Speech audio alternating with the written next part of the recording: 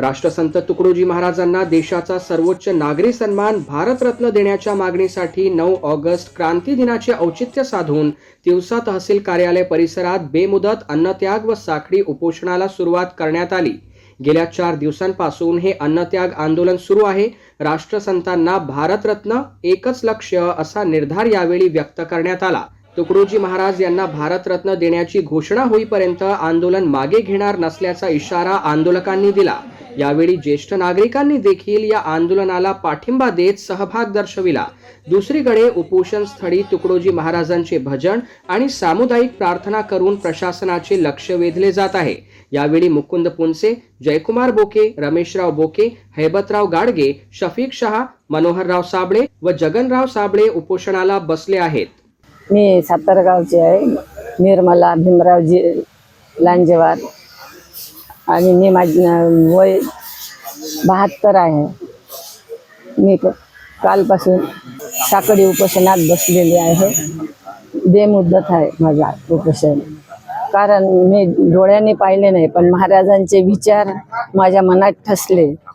म्हणून मला असं वाटतं की महाराजांना भारतरत्न पुरस्कार मिळालाच पाहिजे, कारण त्यांचं इतकं कर्तव्यशील आहे आणि एवढं लिखाण मोठं आहे। ग्रामगीता लिहिली आहे मी। ग्रामगीता मला अतिशय आवडली। सुरुवातीला वाचून पाहिलं आणि जो पाहिली तेव्हापासून तर इतके राष्ट्रसंतांना माझं प्रेम बसलं।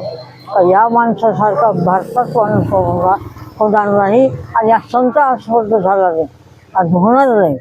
तर त्याच्यामुळं मी त्याची प्रवचन करणं, ग्रामगीतेवर भाषणं देणं, सकाळ संध्याकाळ ध्यान प्रार्थनेचे महिला मेळावे घेणं, हे काम करायला सुरुवात केली। आणि मुलांना सुद्धा हे सांगितलं की या संताशिवाय दुसरं कोणी आता होणार नाही आणि या संताला सोडू नका।